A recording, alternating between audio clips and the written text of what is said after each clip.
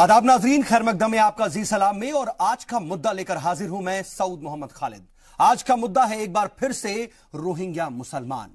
हिंदू बता दें कि हिंदुस्तान में जीने की जद्दोजहद कर रहे रोहिंग्याओं के तमाम जो रोहिंग्या मुसलमान हैं उनके लिए एक बड़ी और बुरी खबर यह है कि भारत सरकार ने सुप्रीम कोर्ट में दाखिल किए गए हलफनामे में रोहिंग्या मुसलमानों से मुल्क को खतरा बताया है, जिसके बाद यह साफ हो गया है कि रोहिंग्या मुसलमानों को अब भारत छोड़कर जाना ही होगा। लेकिन सवाल यह है कि बेबसों से मुल्क को खतरा कैसे हो सकता है। इन सब के बीच कई तरह के सवाल और भी हैं। तमाम सवालों के साथ शुरू करते हैं आज का मुद्दा।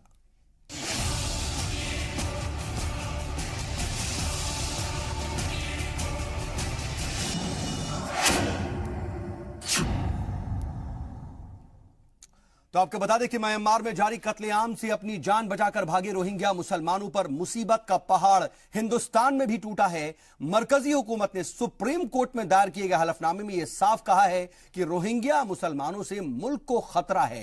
एक खुसूसी रिपोर्ट आपको इस पर दिखाते हैं, उसके बाद इसी पर होगी बातचीत की शुरुआत।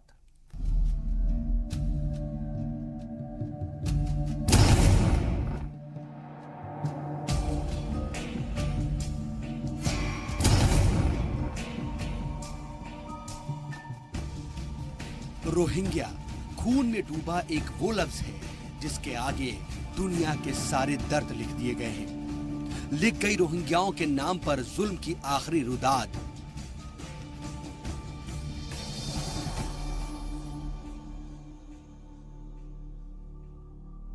कि दुनिया ने इससे बड़ा जुल्म कभी नहीं देखा और ना ही देखी कत्ल पर दुनिया की ऐसी खामोशी।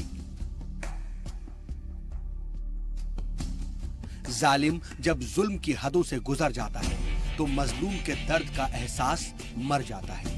दुनिया के सबसे बेबस, सबसे लाचार, सबसे कमजोर इस वक्त रोहिंग्या के मुसलमान हैं, जो दुनिया के आगे दामन फैलाए अपनी जिंदगी की भीख मांग रहे हैं। लेकिन अफसोस, मुश्किल वक्त में तो अपना साया भी साथ छोड़ देता है। तो ये तो दुनिया है।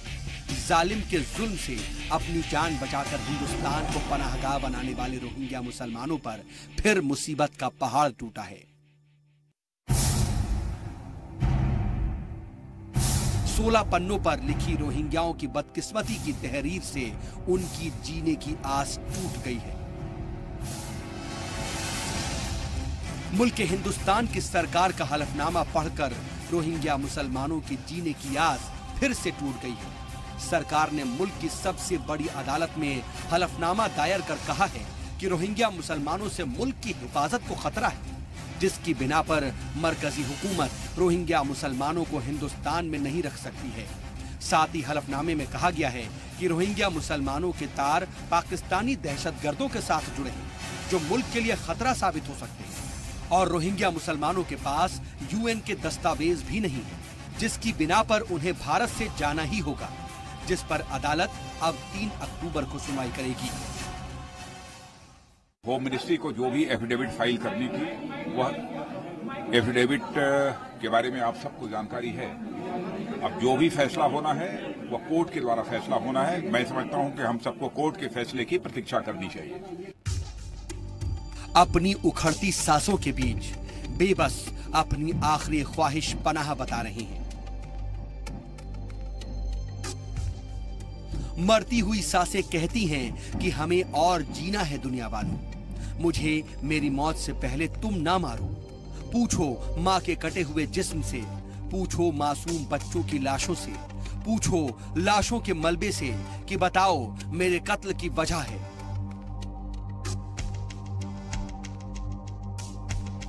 क्या मैं दहशतगर्दी के इल्जाम में मारा गया? क्या मेरे कत्ल की वजह म्यांमार की हिफाजत है? नहीं, मेरे कत्ल की वजह सिर्फ और सिर्फ नफरत है। मजहब की आग में जलाया जा रहा है हमें। बताएं जरा मुल्क के मालिकों, जो खुद जिंदगी चाहता हो, वो भला कैसे खतरा बन सकता है? जो सिर छिपाने के लिए सिर्फ आसमान चाहता है, वो भला कैसे नुकसान पहुंचा सकता है? जो जीने के लिए सिर्फ जमीन चाहता हो, वो भला दहशतगर्द कैसे हो सकता है? कम्युनर আর টেরোরিস্ট দুটোর মধ্যে পার্থক্য আছে। We cannot compromise any terrorist activities with anybody else. If any terrorists are there, government is to take action against of them. But the commoner should not suffer. This is a humanity. If the commoners are suffer, the humanity will suffer. And I don't think that according to UN verdict and even the system, what we say, that we should not compromise our humanity with anything else.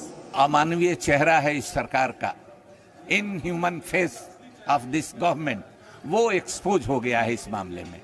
Bharat की जो परंपरा रही है, भारत जो वसुधैव कुटुंबकम को मानता है, भारत अतिथि देवो भव को मानता है, लेकिन ये सरकार का देख लीजिए ये क्या कर रही है।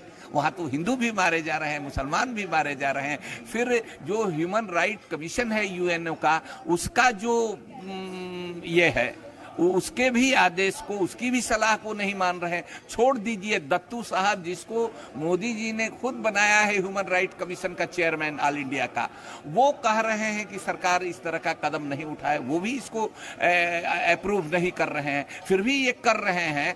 तो ये देखे जनता की। महसूस कीजिए मेरे दर्द को दुनिया वालों, कलमबद्ध करें मेरी आखिरी अपील। इंसाफ के वास्ते बनाई गई अदालतें, मैं अभी और जीना चाहता हूं। मुजम्मिल अय्यूब, जी सलाम।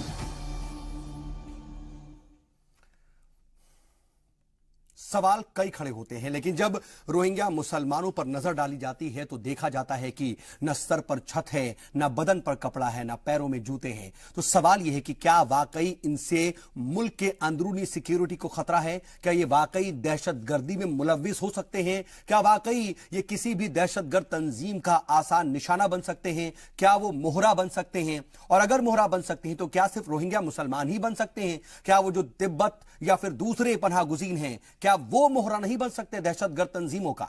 इन सब के बीच में कई तरह के सवाल यह भी हैं कि क्या इसके सियासी मायने भी हैं?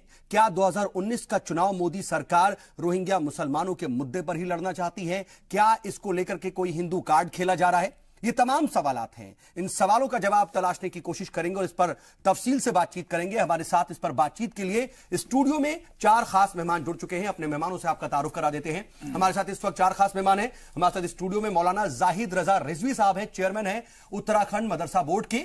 इसके अलावा हमारे साथ retired major general SP Sinha साहब हैं, जो कि डिफेंस एक्सपर्ट हैं और दिफाई मामलों के बारे में जानकार हैं। इसके अलावा कांग्रेस के तर्जुमान कमलाकर त्रिपाठी जी हमारे साथ मौजूद हैं और बीजेपी से हमारे साथ मौजूद हैं आनंद साहू जी। आप सभी मेहमानों का खुसूसी इस्तकबाल प्रोग्राम में। और आनंद साहू जी, सबसे पहले मैं आपके पास आना चाहूंगा सवाल आपसे ही। पहला सवाल तो यह कि क्या आपके लिए रोहिंग्या मुसलमान कोई पनाहगुज़ीन रिफ्यूजी हैं या फिर वो मुसलमान हैं? किस तरह से देख रही है आपकी सरकार उन्हें?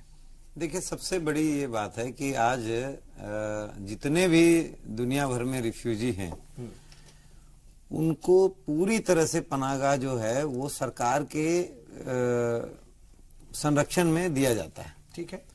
आज सरकार को ही एक खुफिया रिपोर्ट से मालूम होता है कि उनके तार जो है लश्कर ए तोयबा के साथ हैं, उनके तार जो हैं जमाते उल दावा के साथ हैं, ठीक है, उनके तार ISIS के साथ हैं। और यहां तक भी मालूम होता है कि वो लोग सीधे तौर पर आधार कार्ड बनवा लेते हैं, वोटर ID कार्ड बनवा लेते हैं, फर्जी करके, और वो जो है सीधे विदेशी ऐसे संस्थाओं के लिए काम करते हैं जो दुनिया भर में प्रतिबंधित हैं। अच्छा। और इस तरह से जब मालूम होता है, वो से आपका मतलब क्या? रोहिंग्या मुसलमान ही कह रहे हैं या फिर तमाम रोहिंग्या मुसलमानों के लिए? सिर्फ रोहिंग्या मुसलमानों के लिए। और इसीलिए निश्चित रूप से सरकार को ये कड़ी फैसला जो है लेना पड़ रहा है। और मुझे लगता है कि अगर सरकार इस तरह के फैसले लेते हैं तो निश्चित रूप से उनको एक पुख्ता जो है साक्ष्य जो है कहीं ना कहीं ये बात अपनी अलग जगह हो गई। लेकिन मेरा सवाल बस इतना सा था आनंद साहू जी ना, कि क्या आप उन्हें एक शरणार्थी समझ रहे हैं, पनाहगुज़ीन जानते हैं, या फिर आपको ये नजर में ये जो तमाम 40,000 लोग हिंदुस्तान में रह रहे हैं वो मुसलमान हैं? मुझे ये जानना था। देखिए, कोई भी, चाहे वो हिंदू है, चाहे मुस्लिम है, चाहे कोई हो, लेकिन जिसके एक पर्टिकुलर जो कौम है वो जहां से आए हैं और उनका जब इस तरह के लिंक मिलते हैं और सरकार को लगता है कि अगर ये लंबे समय तक अगर रहेंगे और कहीं ना कहीं अगर ये इस्लामिक रेडिकलाइजेशन में जो इंटरनेशनल टेररिज्म है उनके दायरे में अगर ये काम करने लग जाएंगे तो it will be disaster for our country. चलिए ठीक है। तो ये एक छोटा सा सवाल और जल्दी से इसका है रिएक्शन चाहूंगा कि चलिए आपने तमाम बातें कह दी रूप से आनंद साहू जी, जी हाँ, आपने तमाम बातें कह दी कि ये खुफिया रिपोर्ट्स के जरिए जानकारी मिली है, मान लिया। लेकिन जब अदालत में हलफनामा दिया जाता है, जब उसमें जानकारी दी जाती है, वजहें तो बता दी जाती हैं, लेकिन सबूत क्यों नहीं रखे जाते?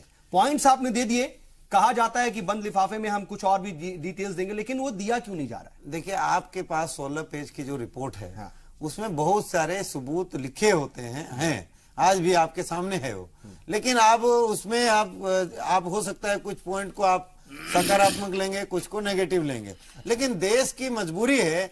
आज हम ऑलरेडी बहुत सारे इंटरनल सिक्योरिटी के समस्या से जूझ रहे हैं, लेकिन और इसके चलते आपको और ज्यादा देश को रिस्क नहीं दिया जा सकता है, वो चाहे वो हिंदू हो, चाहे मुस्लिम हो, चाहे कोई भी। बांग्लादेश के जो चकमा पनाह गुजीन हैं, उनसे आपको खतरा नहीं होता है। अफगानी जो पनाह गुजीन यहां पर हैं, श्रीलंका के जो है तमिल पनाह गुजीन हैं, उनसे आपको खतरा नहीं होता। तिब्बतियंस 1 लाख से ज्यादा यहां पर हैं, वो जमीन लीज पर ले सकते हैं, वो यहां पर कारोबार कर सकते हैं, लेकिन उनसे खतरा नहीं है। रोहिंग्या मुसलमानों से खतरा है। सवाल दरअसल यही उठ जाता है, क्योंकि सिर्फ और सिर्फ आप कैटेगराइज करके रोहिंग्या मुसलमानों को जब कहते हैं ना, तो सवाल वहां उठता है। म्यांमार में अगर कोई बात मुझे बताने दीजिए, मोहरा कोई बनेगा तो ये भी बन सकते हैं। मुझे एक बात बताने दीजिए। अभी तो ये जो हमारी डिबेट है, अभी शुरुआत है। तमाम आपके जो बहुत सारे एक्सपर्ट हैं वो भी हैं। मैं एक खाली बयान, एक चीज जोड़ना चाहता हूं कि आप देखिए, म्यांमार में जो लोग बुद्ध को मानने वाले बुद्धिस्ट लोग, जो एक चींटी को भी नहीं मारते हैं, और वहां सुनिए, वहां पर क्या हुआ, 30-35 ब्लास्ट होता है, और उसके बाद उनको लगता है कि हमारे देश को खतरा है, और वहां इस तरह के समस्या खड़ा होता है। ये भारत का तो कहीं पर था ही नहीं। अब जबकि ये सब वो आग यहाँ सरकार जब यहाँ सीरियसली इसको नोट किया कि निश्चित रूप से इसको देखना चाहिए, ये सीरियस इशू है, ठीक है, तब जाकर इशू है सर। इसी वजह से हम आज बात भी कर रहे हैं। हमने 2-3 बार इस पर बात की है, आज फिर ये सीरियस इशू ही है, इस वजह से हम बात कर रहे हैं। लेकिन एसपी सिन्हा साहब, आप कितना इत्तेफाक रखते हैं आनंद साहू जी की बातों से? क्या वो जो बात कह रहे हैं उतनी ही टू द पॉइंट सही है, या इसमें सियासत भी घुली हुई आप देखते हैं? और मुल्क की सिक्योरिटी से क्या सिर्फ इन्हीं से ही खतरा है? क्या इन 40,000 से ही खतरा है? ये जो 1 लाख से ज्यादा तिब्बतन्स रह रहे हैं, या फिर तमिल जो हमने देखा कि लिट्टे जैसी उन्होंने तंजीम बना दी और एक वजीर आजम का भी कत्ल कर दिया, उससे जुड़े हुए तमाम लोगों ने, क्या उनसे खतरा नहीं है? मैं साहू जी के साथ सहमत हूं, पहली बात। दूसरी बात, कुछ इंपॉर्टेंट मुद्दों को मैं उठाना चाहता हूं। जरूर। ह्यूमन राइट्स बड़ा है मुद्दा, या देश की सुरक्षा बड़ा मुद्दा होना चाहिए? कौन ओवरराइडिंग फैक्टर होना चाहिए? पहली बात। दूसरी बात, ये म्यांमार के आए हुए सर, क्या ऐसा ये जो दोनों मुद्दे हैं, क्या दोनों पैरेलल नहीं चल सकते? या तो किसी को ऊपर रखना जरूरी है? जब तक एकदम जरूरी है। आप जब तक मुझे बोलने नहीं देंगे, आपको ही बोलना है सर। नहीं तो मुझे बोलने तो सवाल आपसे ही है। नहीं, मुझे खत्म करने दीजिए, तो आपका ये प्रश्न खत्म हो जाएगा। काउंटर भी तो हमें करना है। काउंटर बात है तो काउंटर तो करेंगे ना सर। अरे सुनिए, फिर मैं रिपीट करता हूं, राष्ट्र की सुरक्षा सर्वोपरि है, ह्यूमन राइट्स बाद में आता है। ठीक है। दूसरी बात जो मैं कहना चाहता हूं, हिंदुस्तान क्यों, म्यांमार के शरणार्थी हैं, उनकी फॉल्ट है। जैसे चीनी पानी में घुल मिल जाता है, पता नहीं चलता उसका अस्तित्व। 1824 से अभी तक क्यों नहीं घुल मिले गए? कहीं ना कहीं उनके व्यक्तित्व में, चरित्र में और व्यवहार में कुछ कमी है। हम उस प्रॉब्लम को क्यों ले? तीसरा चीज, हिंदुस्तान ही क्यों? वाई हिंदुस्तान? क्योंकि यहां फ्री फॉर ऑल है। यहां आपको राशन कार्ड मिल जाएगा, वीआईपी ट्रीटमेंट मिलेगा, आधार कार्ड मिल जाएगा, उसके बाद वोट बैंक की राजनीति शुरू हो जाएगी, अपीजमेंट पॉलिसी शुरू हो जाएगी, और फिर कुछ आतंकवादी संगठन आपको लड्डू दिखाएंगे, आप उस जाल में फंस जाएंगे। चौथी बात जो मैं कहना चाहता हूं, यदि देश की सुरक्षा व्यवस्था, इंटेलिजेंस एजेंसीज कुछ सरकार को रिपोर्ट देती है, तो सरकार को उसको तवज्जो देनी चाहिए या साइडलाइन कर देना चाहिए? यह प्रश्न उठता है। पांचवी बात जो मैं कहना चाहता हूं कि ये मैं सिंपैथेटिक हूं, मैं समझ रहा हूं कि उनके साथ बहुत ज्यादती हो रही है, मैं जानता हूं इस बात को, लेकिन मैं सवाल पूछना चाहता हूं कि organisation of Islamic countries 57 countries हैं और 57 कंट्रीज में 40,000 हिंदुस्तान में हैं। 40,000 को 57 से डिवाइड कीजिए तो 770 775 पर कंट्री आता है। सऊदी अरबिया इतना रिच देश है, मदरसा में कई लाखों करोड़ पैसा यहां भेजता है, क्यों नहीं इनको अडॉप्ट करता? क्यों नहीं पाकिस्तान अडॉप्ट करती? मैं आपको 5 देश बताता हूं, Indonesia, Malaysia, Pakistan, Saudi Arabia, Bangladesh, क्यों नहीं अडॉप्ट करती? जब एक सेकंड यदि मेरा छोटा भाई कष्ट में है तो मैं अपने परिवार का धर्म आचरण करते हुए मैं अपने भाई को प्रोटेक्ट करने की कोशिश करूंगा। मैं सोचूंगा कि अफ्रीका से आके मेरे भाई को प्रोटेक्ट करेगा तो गलत है। चलिए, ये मुसलमान भाई जवाब लेते हैं जरा हम कमलाकर जी से। Organise Islamic country sort out करें, हिंदुस्तान क्यों? मेरा यह प्रश्न है। चलिए, इसका जवाब लेते हैं कमलाकर जी के। लेकिन एक छोटा सा सवाल और भी कि क्या इसमें सियासत आप देखते हैं? जो तमाम कुछ हो रही है, जो तमाम सरगर्मियां हैं, उसमें इसमें सियासत आप कितनी देखते हैं? देखिए, हिंदुस्तान में एक कबूतर भी गिर जाए ना तो सियासत गेम शुरू हो जाता है। ये तो यहाँ ये राजनीति का तो ये स्वरूप है, ये तो आपको एक्सेप्ट करना पड़ेगा। नहीं तो क्या दोनों ही पार्टियां इसके लिए जिम्मेदार हैं कि इस पर सियासत ना होकर के मुल्क के मफाद को ऊपर रखें? यानी कि आपने कहा कि नेशन फर्स्ट रखा जाए, एकदम। हाँ, लेकिन क्या दोनों ही पार्टियां या फिर सभी सियासी पार्टियां इस पर अपने मफाद नहीं कर रही? हाँ सर, सौद साहब देखिए, एक चीज बताइए, आप जब इतना चैनल चलाते हैं, इतने लोग, विपक्ष का मतलब क्या होता है कि मैं कहूं राम तो वो कहें श्याम, मैं कहूं 2 + 2 = 4 तो कहेंगे 8। ये तो विपक्ष का रोल है। चलिए, ये तो होना ही है। तो यानी कि एक सियासी रवादारी है एकदम जो हो रही है। एकदम जो चैनल पे आप लोग इतना बुलाते हैं और त्रिपाठी भाई साहब को बुला लेते हैं, साहू भाई साहब को बुला लेते हैं, तो विरोधाभास तो होगा, परसेप्शन अलग है। सब लोगों ने अपना एजेंडा लेके चलना है। लेकिन मैं जो बात बोल रहा हूं कि राष्ट्रीय सुरक्षा अहम है, फिर से रिपीट करता हूं, वाई हिंदुस्तान। और सबसे एक और बड़ी, बहुत लोग को चुभेगा ये बात और बहुत लोग तुरंत भड़कना शुरू हो जाएंगे, लेकिन मुझे कोई डर नहीं है इस बात को कहने के लिए। जब कुछ कम्युनिटी के लोग गजवाए हिंद की बात करते हैं, इस्लामिक स्टेट की बात करते हैं, शरिया लॉ की बात करते हैं और उनका व्यवहार परसेंटेज से लिंक्ड है, जहां परसेंटेज बढ़ता है उनका चरित्र में और व्यवहार फड़काना होता है। हम कब तक इस तरह सहते रहेंगे? कब तक हमारे जम्मू एंड कश्मीर में हमारे फौजियों की कई सुलझते हुए सवाल आप उठा रहे हैं, ठीक है, इसका जवाब लेने की हम कोशिश करेंगे। लेकिन कमलाकर जी, मैं आपके पास आ रहा हूं, सवाल आपसे ही, आप बड़े खामोशी से आज तमाम बातों को सुन रहे हैं, अब उसका जवाब देने की बारी।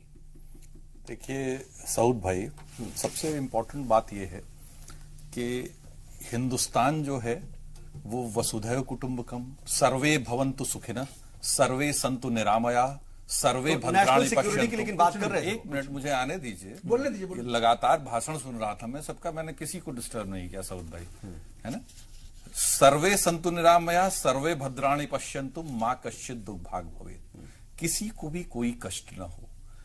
अब रही बात शरणार्थियों की और वर्तमान सरकार की, ये अचानक जो ये चीजें हो रही हैं, आप ये सोचिए, अभी जम्मू कश्मीर में जहां भारतीय जनता पार्टी साथ में सरकार में है, वहां महबूबा मुफ्ती जी ने असेंबली के बीच में कहा कि हमारे यहां 5,700 आइडेंटिफाइड रोहिंग्या मुसलमान हैं, जो कि मैं सर्टिफाई करती हूं कि उसमें से एक भी जो है वो इन चीजों में लिप्त नहीं है, एंटी नेशनल एक्टिविटीज। और ठीक है, आप मुझे बताइए कि आप कैसे, हम तो खुद नहीं सर्टिफाई कर रहे हैं। 1 मिनट, हम यही बात हम कह रहे हैं कि हम खुद नहीं सर्टिफाई कर रहे हैं। अगर सरकार के पास इंटेलिजेंस रिपोर्ट्स हैं तो आप उन लोगों को आइडेंटिफाई करिए और उन्हें डिपोर्ट करिए। लेकिन 40 के 40,000 आतंकवादी हैं और उन गतिविधियों, नहीं, ये भी बात पूरी हो जाने दीजिए सऊद भाई।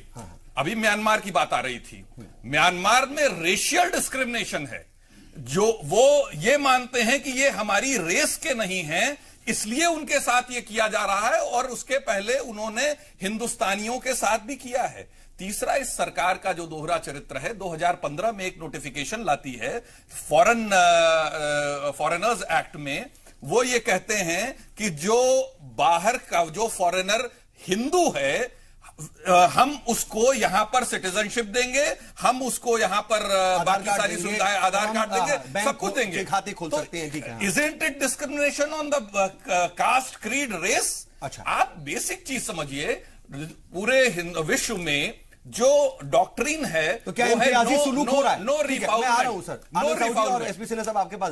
रिफाउलमेंट डॉक्ट्रिन जो है, उसमें सिंपल वे में ये है कि आप किसी भी रेफ्यूजी को इस तरह से डिपोर्ट नहीं कर सकते जिसकी लाइफ को उसके यहां थ्रेट हो, जिसकी लिबर्टी ये तो खैर हाँ, ये बात तो है, हम इस पर बात अगर आप फिलहाल उस पर फॉलो नहीं हो रहा। अगर आप उसको डिपोर्ट किन्हीं कारणों से करना चाहते हैं तो you give him, specify him enough time so that वो अपना असाइलम कहीं और तो बात सके। ठीक है, और ठीक है, इस देश ने मैं एक जवाब को भी आपके पास किया है।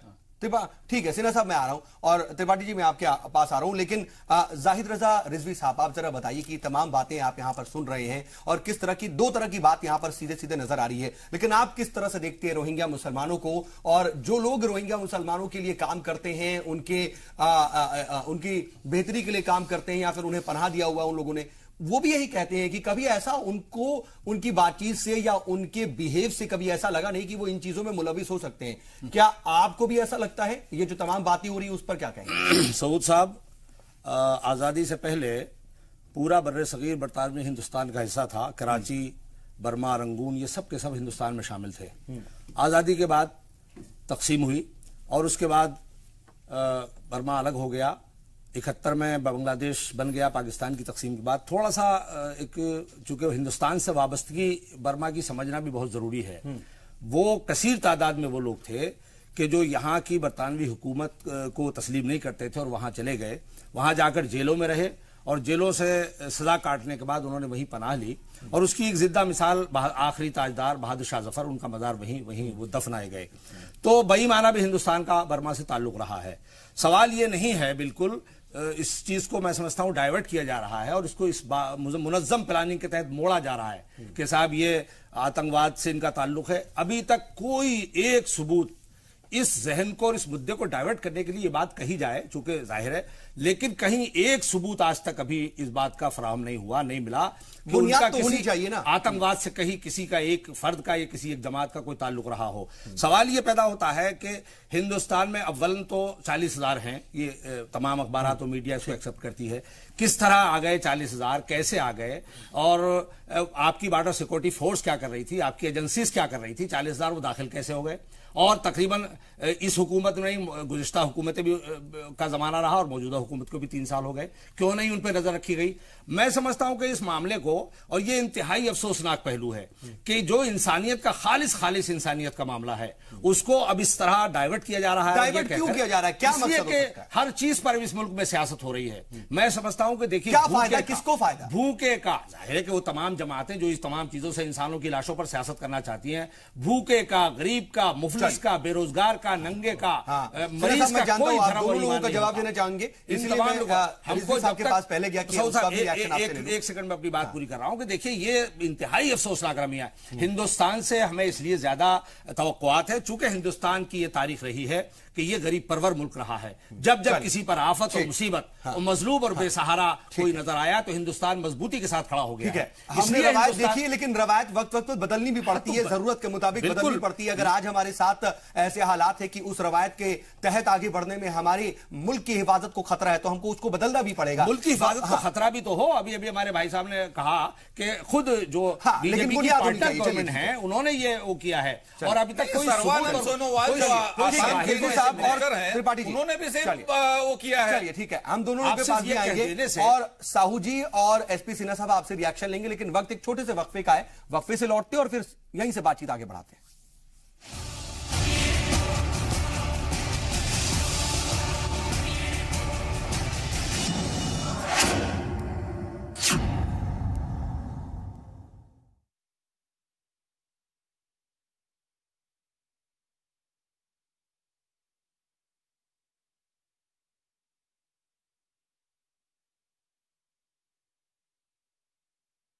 गाइड करके, रेडिकलाइज करके और उनको तबाह किया जाए, नहीं चाहते। लेकिन क्या आप जे.एन.के का ही एग्जांपल ले लीजिए।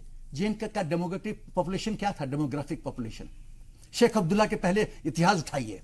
मुसलमान भाई ईरान से आए थे, क्या हुआ? सऊद भाई, एक सेकंड मिस्टर सॉद, मतलब मैं ये जानना मेरे को बोलने दीजिए, मेरे को बोलने दीजिए। सवाल ये है, सवाल ये है मिस्टर सॉद, अगर भारत सरकार के पास आयोटा ऑफ एविडेंस है उनके त्रिपाठी भाई साहब, why don't they act against them? They have given to Supreme Court, उन्होंने सबमिट किया है, दे दिया है, एविडेंस है। आपको क्यों बताएं? ये तो डिपोर्टेशन का मैटर अलग है। आपने आज तक किसी को प्रोसिक्यूट किया, किसी रोहिंग्या मुसलमान को पाया उसमें नहीं हो सकता। आप उसको पिन पॉइंट करके करिए, आप सेग्रीगेट करके नहीं कर सकते। किया जा सकता है, उन्हें ढूंढा तो जा सकता है। यहाँ देशभक्त हर व्यक्ति है जो भी हिंदुस्तान में रह रहा है, वो हिंदुस्तानी देशभक्त है और वो हिंदुस्तान को की बेहतरी ही चाहता है, अमन पसंद ही है। और उसमें सिर्फ और सिर्फ अगर आप ये चाहते हैं कि मुसलमानों के ऊपर ये फिक्स कर दिया जाए कि वो अमन का सारा जिम्मेदारी उनकी है। रोहिंग्या मुसलमान है ना, एक 57 कंट्री के लोग क्या कर रहे हैं मुसलमान भाई? वो क्यों नहीं अडॉप्ट करते? अगर हिंदुस्तान क्यों नहीं, वाई हिंदुस्तान? मेरा ये प्रश्न है, यदि 1% भी खतरा है, इनसे मुझे 1% भी खतरा है, मैं क्यों रखूं इनको? मैं स्वामी विवेकानंद को हमने मानता हूं, इन्विटेशन दिया था इनको, स्वामी विवेकानंद को निवेदन पत्र दिया था, शिकागो अधिवेशन में कहा आप हिंदुस्तान पर इलीगल तरीके से हिंदुस्तान में आके और आतंकवाद संगठनों के साथ तार जोड़ के हिंदुस्तान के लिए खतरा पैदा करना, ये नहीं चलेगा। और जो डेमोग्राफिक कंपोजिशन बदलने की सोच है, हम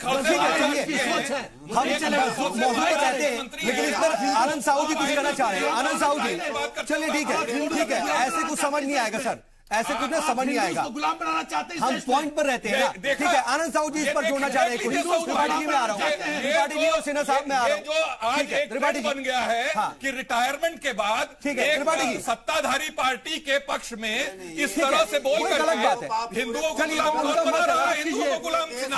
हमारी मंदिरें टूटी, हमारे पंडितों जम्मू एंड कश्मीर में हमारे पंडितों के साथ बलात्कार हुआ, हमारी मंदिर तोड़ी गई, हमारे मर्यादा आप वोट बैंक की राजनीति में आप आ जाते हैं और आप लोगों को सपोर्ट करते हैं जिसको सपोर्ट नहीं करना चाहिए। बहुत दुख की बात है, बहुत दुख की बात है। ये आपको शर्म आनी चाहिए अपने वक्तव्य को वापस एकदम। आप शर्म ये शब्द मत बोलिए, आप ये शब्द मत बोलिए, शर्म आनी चाहिए, आपको शर्म आनी चाहिए। आप अपना तिलक देखिए, आप अपना तिलक देखिए और किसका रिकमेंड कर रहे हैं? आपको शर्म आनी चाहिए, शर्म मुझे नहीं आनी चाहिए। आप जिस वोट बैंक की राजनीति करते हैं, आपको शर्म आनी चाहिए। आप तिलक लगा के क्या बात कर रहे हैं? आप अपना शक्ल देखिए, है कौन? ठीक है, आप है कौन? किसकी हिमाकत कर रहे हैं? चलिए ठीक है, आपकी सोच घटिया है। आप अपने सबका नजरिया अलग हो सकता है। त्रिपाठी जी, कमलाकर त्रिपाठी जी, देखिए दूसरों को भी मौका मिलना चाहिए। कमलाकर त्रिपाठी जी, चलिए ठीक है, कमलाकर त्रिपाठी जी, कमलाकर त्रिपाठी जी, ऐसे कैसे होगा? ठीक है, सिन्हा साहब, ठीक है, मैं आऊंगा, आप दोनों के पास आऊंगा, चलिए ठीक है, कम से कम बात तो सबकी होनी चाहिए। चलिए हो गया, चलिए सबका नजरिया अलग है। त्रिपाठी जी, मुझे ऑडियो कम कराना पड़ेगा। सिन्हा साहब, माफी के साथ ऑडियो कम कराना पड़ेगा। आप दोनों का ऑडियो कम कराना पड़ेगा। कमलाकर त्रिपाठी जी, एसपी सिन्हा साहब, ठीक है, एसपी सिन्हा साहब, आपने वोट बैंक की राजनीति, चलिए जिस पार्टी के हैं, ठीक है, पार्टी ने आवाज कम करें, ऐसा नहीं चलेगा सर, ऐसे नहीं चलेगा सर, ऐसे नहीं होगी सर, ऐसे बातचीत नहीं होगी सर, ऐसे बातचीत नहीं होगी। चलिए ऐसी बातचीत नहीं होगी, नहीं ऐसे बातचीत नहीं होगी। ऑडियो कम कीजिए सर, ऑडियो नहीं जा रही है सर, ऑडियो नहीं जा रही है। ठीक है, सिन्हा साहब, ऑडियो नहीं जा रही है, सिन्हा साहब, ऑडियो नहीं जा रही, कोई फायदा नहीं है। ऑडियो नहीं जा रहा सर, कोई फायदा नहीं है, ऐसे हम बातचीत नहीं है मुद्दे पर जो अहम मुद्दा है। अभी आप कह रहे थे कि बहुत संजीदा मुद्दे पर हम बातचीत कर रहे हैं, तो हम कम से कम उसकी संजीदगी को समझे और उस पर बातचीत करें। आनंद साहू साहब, ठीक है, त्रिपाठी जी मैं आऊंगा, त्रिपाठी जी आऊंगा, त्रिपाठी जी अभी शांत हो जाइए, अभी खामोश हो जाइए सर, अभी खामोश हो जाइए। चलिए ठीक है, सबका अलग अलग नजरिया है ना। मैं क्या कर सकता हूँ, ये मुझे आपसे सीखने की जरूरत नहीं है। मैं कह रहा हूँ, ऑन द रिकॉर्ड कह रहा हूँ, अगर हम लाकर त्रिपाठी जी ऐसे बातचीत देखिए ऐसा है, ये गलत कर रहे हैं, एक सेकंड मुझे हैंडल कर रहे हैं, एक सेकंड सर। देखिए ये मुद्दा बिल्कुल अलग जा रहा है। जब हम मुद्दे पर बात नहीं करेंगे, मौजू पर बात नहीं करेंगे, तो नाज़रीन भी सुनना नहीं चाहेंगे सर, और ऑडियो भी नहीं जा रही है। बहरहाल देखिए मेरा ये कहना है कि जैसे अभी इस तरह से पर्सनलाइज जो है, हाँ, वो नहीं होना चाहिए, इसीलिए मैं रोक रहा हूं। अभी आप देखिए हर एक का ओपिनियन अलग हो सकता है, we can not personalise this all things. अच्छा, दूसरा सबसे बड़ी अभी जो सिन्हा जी कह रहे हैं, क्यों नहीं अडॉप्ट कर रहे हैं, 5 पड़ोसी राष्ट्र हैं, ये क्यों नहीं अडॉप्ट कर रहे हैं। देखिए वास्तव में दुनिया के देशों के हर एक नागरिक के मन में ये सवाल है कि भाई भाईचारा निभाने का ये इतना उम्दा मौका था कि हमारे जो 57 मुल्क हैं, जो मुस्लिम राष्ट्र हैं, वो लोग क्यों अडॉप्ट नहीं कर रहे हैं इनको। नहीं, मेरा एक मिनट की मजम्मत तो हो रही है, ये मैं नहीं कह रहा हूं, अभी जैसे इन्होंने कहा सिन्हा साहब, हो रही है उनकी मजम्मत हो रही है, लेकिन वाई इंडिया शुड अडॉप्ट, और इतना फोर्स क्यों किया जा रहा है भारत को, फोर्स क्यों किया जा रहा है। मैं ये कह रहा हूं, अगर देखिए भारत ने अडॉप्ट करना है नहीं करना है, इट इज द सोलेमनली मैंने right of Indian government and citizen. अगर भारत के लोग, मैं ये कहता हूं केवल कांग्रेस पार्टी या बीजेपी भारत के लोग नहीं है, पूरे मुल्क के लोग। अच्छी बात है, एक मिनट मेरा कंप्लीट करने दीजिए। एक क्वेश्चन है मेरा, काउंटर क्वेश्चन। जी आप बताइए। काउंटर क्वेश्चन ये है, आपने ये कहा कि उन्हें इतना फोर्स क्यों किया जा रहा है रखने के लिए जी, क्या इसको हम दूसरी तरह से नहीं देख सकते हैं, उन्हें बहुत फोर्सफुल निकालने की जद्दोजहद हो रही है। नहीं, मैं एक चीज बताता हूं आपको, आज जिस तरह से कुछ सो कॉल्ड सेक्युलर जो लोग इतना हंगामा खड़ा कर रहे हैं, जो लोग ठीक है बीजेपी एंड बीजेपी गवर्नमेंट ने जो एफिडेविट दिया है उसका विरोध करिए, लेकिन आप वहां तब क्यों सोए हुए थे जब पाकिस्तान से हिंदुओं को खदेड़ा गया, तब किसी ने आवाज नहीं उठाई। बंगाल में और केरल में हिंदुओं को मारा जा रहा है, आज भी खुलेआम काटा जा रहा है। फिर मैं पूछ लेकिन सुन लीजिए एक मिनट, मेरे आपके डिबेट में I never interrupted and you have some patience, then you please don't interrupt। आप बोलिए, आप जितना बोलना है बोलिए। नहीं नहीं, मेरा ये कहना, आपने जो आरोप लगाया मैं उसके ऊपर बोल रहा हूँ। तरीके से हुआ, आप देखिए करुणा करके अगर आप डिटेल करेंगे तो यू आल्सो हिंदू मुस्लिम का हो चुका है। मेरा ये कहना है, बार बार यही हो रहा है। मैं ये कह रहा हूँ, इन्होंने जो कहा, एक मिनट मुझे पूरा बात करना है, मेरा ये पूरी बात है, इन्होंने जो कहा उसी बात को मैं कह रहा हूं कि आप क्यों इस तरह से करते, मैं उसी बात पे इनसे कह रहा हूं। मैं आपसे सवाल ही पूछ रहे हैं कि इससे हिंदू मुसलमान को दिखा, जवाब दीजिए ना, जब आपका टर्न आएगा। Why you are interrupting me. मैं ये कह रहा हूं कि जब इस तरह के हो रहे थे तो आपके गवर्नमेंट थे, you are in the government, Congress के तमाम नेता हैं, लेकिन आज तक अभी भी today's also nobody raise the question, कोई किसी ने आवाज नहीं उठाई। और अभी यूएन की बात करें, ह्यूमन राइट्स की बात करें, और एक बात मैं बता रहा हूँ, आज यूएन कन्वेंशन में भारत सिग्नेटरी नहीं है, ये रिफ्यूजीज को बाउंड नहीं है कि भारत एक्सेप्ट करने के लिए, ये भी आप जान लीजिए। और भारत का बार बार रवायत कोई और उसकी परंपरा कोई याद नहीं जा रहा है। अगर कोई देश, सुन लीजिए, इजराइल को भी हमने दिया था, हमने कई राष्ट्र के लोगों को भी अपनाया है। आज क्या आप कह रहे हैं 40,000 से आपको खतरा हो जाता है, लेकिन 1 लाख से ज्यादा तिब्बतन से खतरा नहीं है। ISIS की लड़ाई में जो जिन मुल्कों में फंसे हैं लोग, उनको भी निकाल के डिपोर्ट करिए। यहाँ मुझे यहाँ ले आइए। चलिए मैं रिजवी साहब के पास जाना चाह रहा हूँ। ऑलरेडी दुनिया के 50 देशों से अधिक गरीबी में हम जी रहे हैं। ठीक है, एक खतरा सर, एक छोटा सा सवाल, उसका जवाब दीजिए। देशों से भी खतरा है। एक छोटा सा सवाल हम इंटरनल रिजवी साहब आपसे पूछ रहे थे, हमारे देश के बच्चे सुरक्षित हैं, ठीक है साहब, आप कह रहे हैं नहीं ठीक है, नहीं हमको लेना चाहिए। ठीक है, बात आपकी आ गई सर, आपकी बात ले लीजिए, आपकी बात आ गई साहू साहब, आपकी बात आ गई। रिजवी साहब एक छोटा सा क्वेश्चन पूछ रहे थे, उस सवाल का जवाब मैं बहुत शॉर्ट में चाहूंगा। मैं एकदम शॉर्ट में देता हूँ।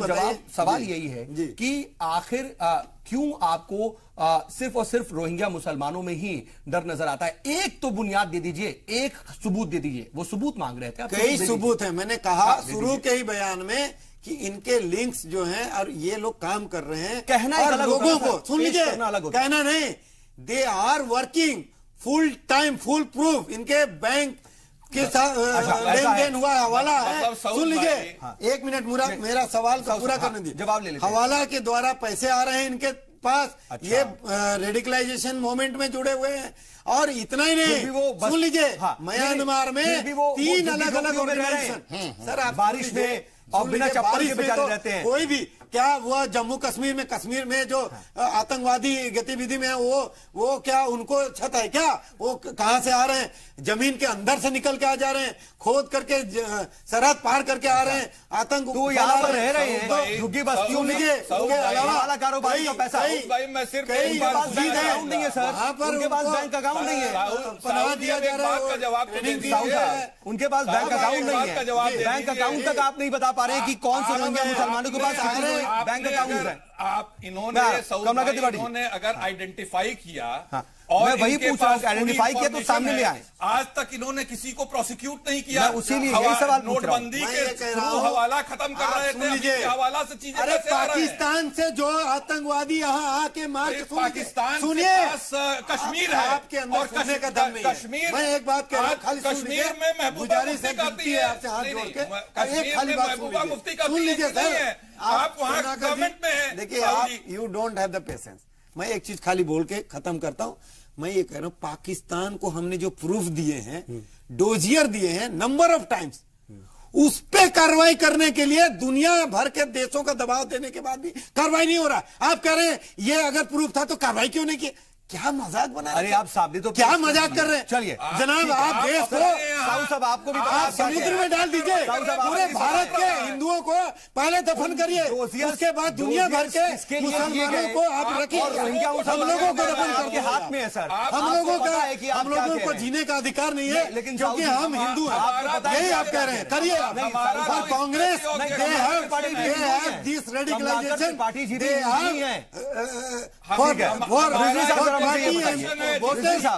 तमाम बातें कही जा रही है। मुझे एक बात से वो ठीक है, वो अभी चुप हो जाएंगे। आप मेरी बात का जवाब दीजिए। हमारा तो उस पर भी त्रिपाठी जी, साहू जी, एक मिनट। रिजवी साहब, मुझे ये बताइए कि तमाम तरह के सवालात उठ रहे हैं, लेकिन रोहिंग्या मुसलमानों को लेकर के अगर इतनी बातें हो रही हैं तो धुआं है तो कहीं चिंगारी तो होगी। ठीक है, बहुत ज्यादा जो है वो खुफिया रिपोर्ट है, इस वजह से उसको मंजरेआम नहीं किया जा पा रहा। कम से कम नेशनल सिक्योरिटी का मामला, इसलिए मंजरेआम नहीं किया जा रहा। लेकिन सिक्योरिटी एजेंसीज के पास अगर कुछ जानकारियां हैं तो ऐसे ही तो नहीं होंगी सर। रिजवी साहब, देखिए जी सलाम, जैसे जिम्मेदार चैनल पे हम लोग बैठे हैं तो हमें इसकी शाइस्तगी और हमें तहजीब का भी खास ख्याल रखना पड़ेगा। और बड़े अहले इल्म लोग यहाँ आते हैं तो हमें तमाम चीज का खास ख्याल रखना पड़ेगा। मैं आपसे ये अर्ज करूंगा, मैंने पहले भी अर्ज किया कि हमारा दुर्भाग्य और हमारी बदकिस्मती ये है, मुल्क कहाँ जा रहा है और कहाँ ले जाकर हम छोड़ेंगे कि हम टीवी डिबेट में और मुबाहिसों में भी किसी कौम और किसी मकतब फिक्र की नुमाइंदगी करेंगे। हमको तो यहाँ बहुत गैर जानिबदार और मुनसिफ होकर बैठना चाहिए। कहाँ जा रही है इंसानियत और कहाँ ले जाएगी हमारी ये सोच। बिल्कुल आपकी बात कि हम यहाँ हिंदू और मुसलमानों की बात करेंगे। मैं एक मिनट अपनी बात कह दूं। बार बार ये बात कही जा रही है, हमारे सेना साहब ने भी 2 मरतबा कहा कि वो अरबी ममालिक तमाम लोग उन सबकी आलोचना कर रहे हैं, मजम्मत कर रहे हैं। लेकिन हिंदुस्तान की बात हम इसलिए कर रहे हैं कि यहाँ ऑलरेडी चूंकि वहां उनकी सरहदें मिली नहीं है, अपनाएंगे, अडॉप्ट करेंगे, वो एक अगला मरहला है। क्योंकि हमारे मुल्क में, हमारा मुल्क पड़ोसी है, बर्मा से एक ताल्लुक रहा है। हमारे मुल्क में बकौल हुकूमतों के एजेंसीज के 40,000 लोग हैं। और दूसरी बात बार बार मैं जिम्मेदारी जो है मुफलिस का, बेरोजगार का, नंगे भूखे का कोई धर्म नहीं होता। मुझे एक बात जाना जल्दी से आपके चश्मे से मत देखो, इंसानियत ब्रेक के बाद इसको एक सेकंड, इंसानियत के चश्मे देखो। इस मुल्क की विशेषता यह है कि हिंदू के साथ जुल्म होता है, मुसलमान के साथ, सिख के साथ, ईसाई के साथ, तो मजलूम के साथ तमाम अक़वाम के लोग खड़े हो जाते हैं। और उसकी जिंदा मिसालें बहुत सी, दिल्ली की अभी पिछले मरतबा एक बच्ची के साथ यहाँ बलात्कार हुआ, उसका मर्डर हुआ। बड़े पैमाने पर पूरी हिंदुस्तान के लोगों ने एहतजाज किया और उसको कहीं ना कहीं इंसाफ मिला। ठीक है, हिंदुस्तान यानी कि हिंदुस्तान की जो रवायत है और उसकी जो सकाफत है उसको बनाने का, उसको जिम्मेदारी के साथ निभाने का भी एक मौका है, लेकिन उस मौके को क्या हिंदुस्तान छोड़ रहा है? और जो बात कह रहे हैं कि हिंदुस्तान सीधा सीधा पड़ोसी है तो मजीद जिम्मेदारियां बढ़ जाती हैं, तो इसके पस मंजर में हम और थोड़ा सा दीगर बातचीत करेंगे और तमाम जो दीगर पहलू उस पर बातचीत करेंगे, लेकिन वक्त एक छोटे से वक्फे का, जल्द होते हैं यहां से।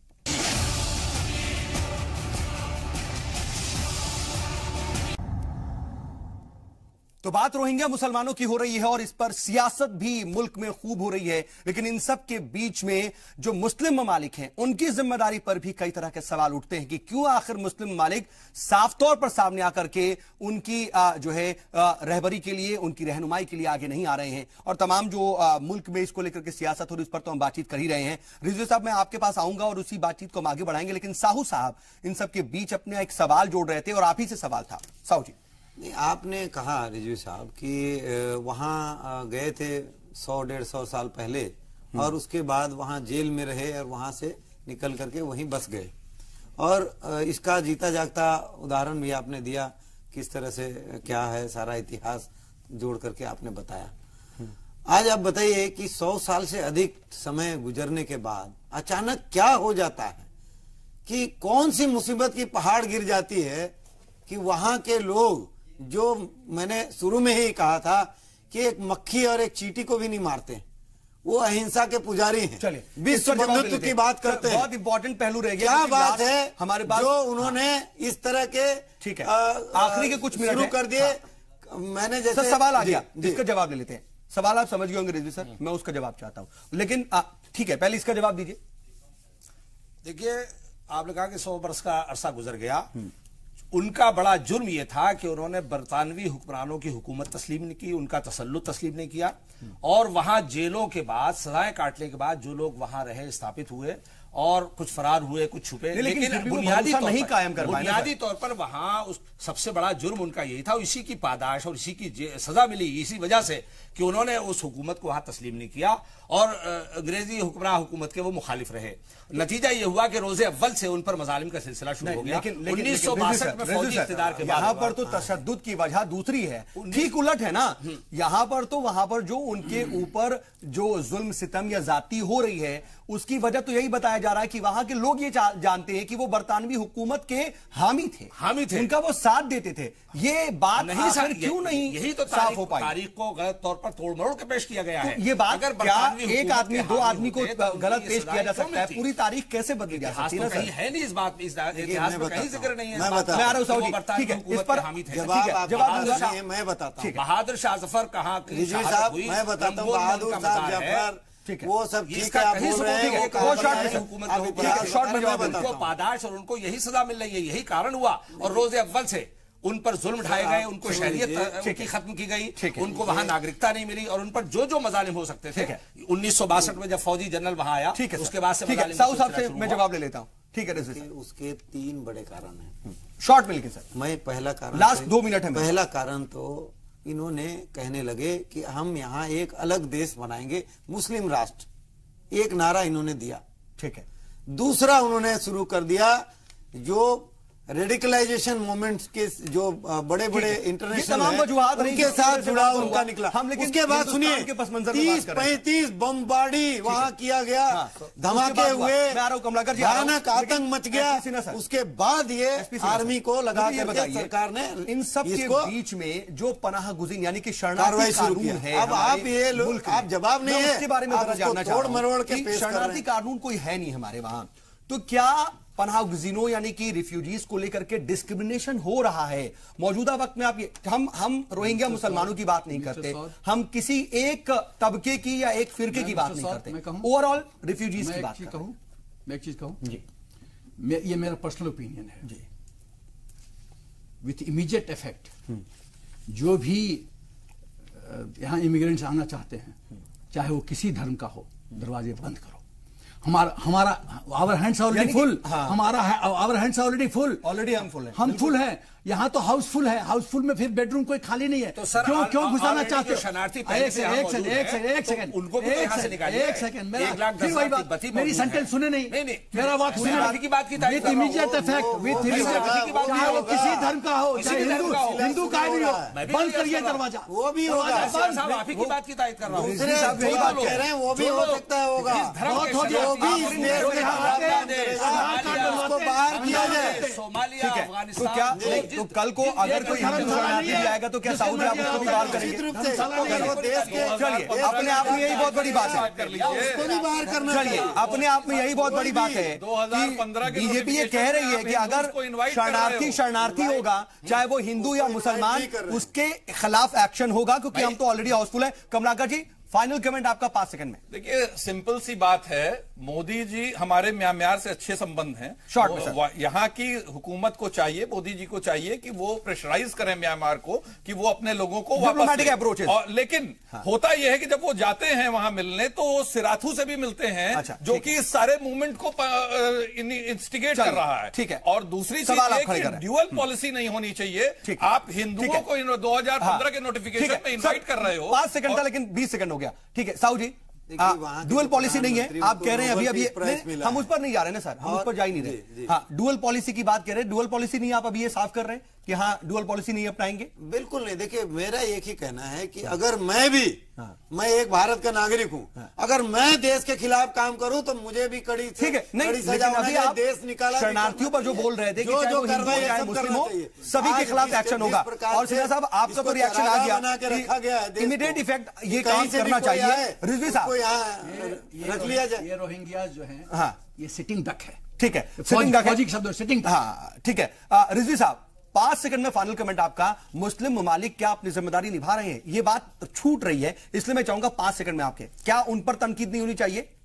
देखिए, मैं एक बात अर्ज करूं कि हम किसी अरबी के नहीं, रसूल अरबी के मुकल्लिद हैं। हमारे आइडियल पैगंबर साहब हैं। हाँ। अगर अरबी 1-2 मुल्क नहीं, सऊदी अरब हो या दुनिया के कोई भी कंट्री अरबी हो, हाँ, अगर वो गलत कर रहा है तो हिंदुस्तान जैसे सेकुलर और अमन पसंद मुल्क के लिए मतलब वो गलत कर रहा है, ये आप मानेंगे नहीं मानेंगे? एक सेकंड में अपनी तो हमारे पास मौका है, मक्का मदीना जैसी कंट्री है, इसके बावजूद आप सभी मेहमान हमारे साथ जुड़े हम और इसके बावजूद भी हम तमाम सऊदी कंट्रीज की मुखालफत कर रहे हैं, निंदा कर रहे हैं। बहुत बहुत शुक्रिया। ठीक है सर, आप सभी जुड़े और बातचीत में शामिल, इसके लिए आपका बहुत बहुत शुक्रिया। जरूरत इस बात की है कि सबको एक नजर से देखा जाए, डिस्क्रिमिनेशन ना हो, इम्तियाजी सुलूक ना हो। अगर ऐसा नहीं होगा तो सवाल ही नहीं पैदा होंगे और मुल्क के मफाद में कोई भी कदम उठाया जाए वो बेहतर होना चाहिए और मुल्क यानी कि नेशनल सिक्योरिटी फर्स्ट होनी चाहिए। आज का मुद्दा में बस इतना ही।